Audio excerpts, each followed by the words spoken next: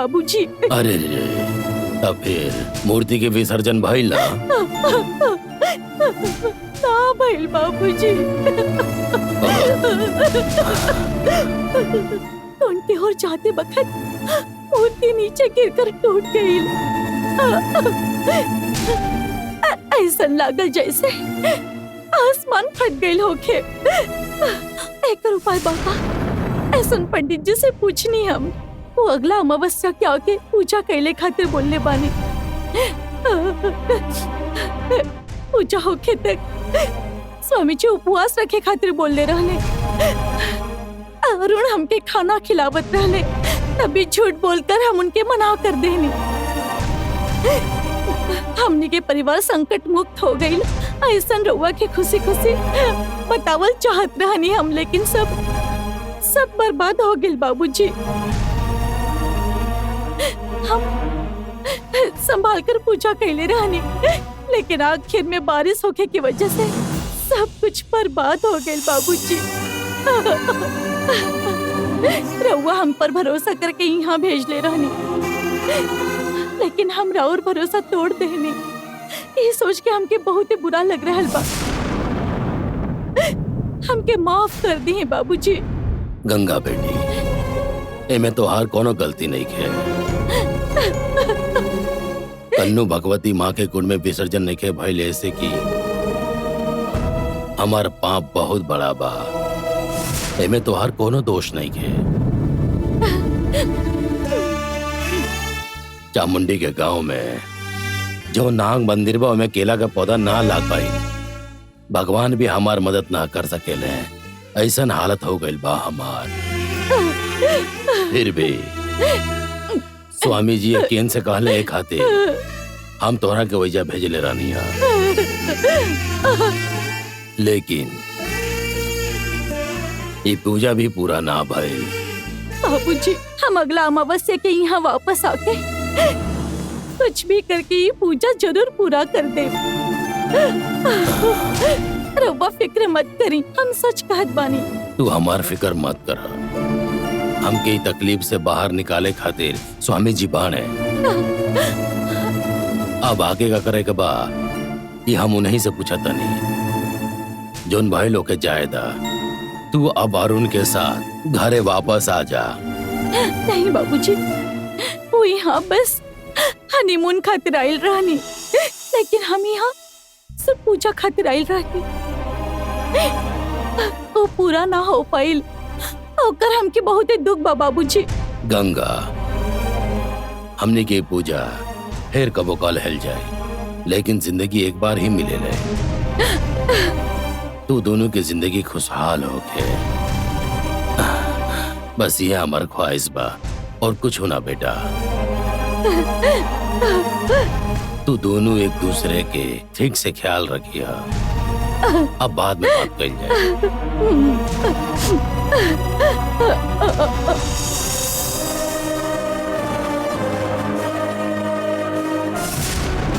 नंदिनी के हमेशा के लिए बंधन में रखे वाली पूजा संपन्न हो गई बा।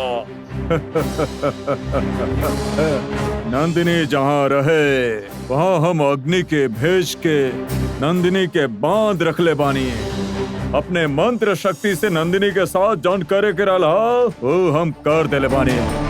गंगा भी अपना नाग पूजा के पूरा करके पूजा के सामग्री सहित और नाग मूर्ति के कुंड में विसर्जित कर देले हुई हैं। अब हमनी जीवन भर नंदिनी की वजह से कोनो दिक्कत ना होके। नंदिनी का खेल अब समाप्त हो चुकल बा। ना स्वामी जी, ऐसन कहल गलत होखी।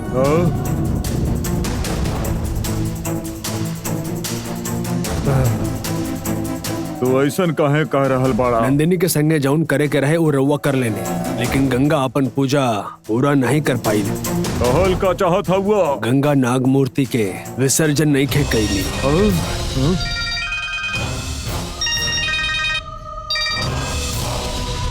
बोलो राजशेखर। स्वामी जी, हमने के योजना अनुसार नाग पूजा ना भइल। काहे ना भइल? कुंड में नाग मूर्ति के विसर्जन ना भइल। गंगा कोनो गलती कर देलस? ना स्वामी जी, गंगा के में कोनो गलती नहीं खे, लेकिन बदकिस्मती से पूजा संपन्न ना भइल। आप समस्या के उपाय बताओ नहीं, लेकिन हम ओकरा के पूरा ना कर पाओनी। एकरा हमरा बड़ा दुख बा। रउआ गलत मत समझब। अभी बताए कि हमने का का कर हमके तनी सोचे के होखी। तब तक तू धीरज रखो और फिक्र मत करा। समस्या कितना भी बड़ होके, जब आप हमारा साथ बने तो हमारा कोना बात के फिक्र बा। तू हमरा पर पूरा भरोसा करेला। ये बात हम जाने नहीं। कोनो भी समस्या होके तो के उसे बचावे की जिम्मेदारी हमार हुए। कल रात भर हम पूजा करके थक गइल बानी। हमने के बाद में बात कल जाई, ठीक है? लेकिन तू तनिको भी चिंता जी मत करिया। स्वामी जी। हाँ। हम रखा तनी। नाग पूजा करके नंदिनी सांप के मछली में बदल के ओके देवी के शरण में रख के अपन बचाव करे के रहे हमनी के। रउआ वो पूजा करे खातिर कहले रहने, लेकिन वो पूजा ना भइल। अब अगला पूजा करे खातिर हमनी के अगला अमावस के इंतजार करे के पड़ी। रउआ बताई स्वामी जी, अब हमनी के का करे के पड़ी? ऐसन हालत में हमनी का कर सकेनी? अब अमावस्या के इंतजार करे पड़ी का? हमने अमावस्या तक इंतजार न कर सके नहीं जान। अगर अपन जान बचावे के हो तो जल्द ही कुछ करे के होखी, समझ गईला? तो का करे रउआ बताई, ऐसा नहीं कहल जाओ। हम जौन कहब उ सुन के तहरा के धक्का लगी, लेकिन ओकरे सिवाय और कोनो भी रास्ता नहीं अपन है। जान बचावे खातिर हम कुछ करे के तैयार बनी। नंदिनी से अपन आप के बचावे खातिर हमके जौन करे के होखी हम करब। रउआ बताई का करे के हो? रउआ जौन कहब वो हम करब के ना, इहे सोचता निका। केहू और खातिर होत तो ना करती, लेकिन आपर खातिर तो हम कुछ करे खातिर तैयार बनी। बताई का करे के होखी? गंगा के जान लेवे के होखी। रउआ जौन कहब वो हम करब के ना, इहे सोचता निका। केहू और खातिर होत तो ना करती, लेकिन आपर खातिर तो हम कुछ करे खातिर तैयार बनी। बताई का करे के होखी? गंगा के जान लेवे के होखी। गंगा राजशेखर के बहू बिया। अरुण और गंगा खुश रहे, यही से तब राजशेखर ये सब कुछ करता। गंगा भी वो परिवार खातिर बहुत त्याग कैले बिया स्वामी जी। ये सब जाने के बाद भी रउआ ये सब काहे कहता? गंगा के ओ महल के बहू बनावे वाला भी हम ही हई। उहे इंसान अगर ऐसा निर्णय ले रहल बा तो ओकरे पीछे कुछ तो वजह होखी ना। गंगा नाग पूजा ना कर सकल, यही लिए नंदिनी के साफ कैला में हमने कामयाब ना हो पौनी जा।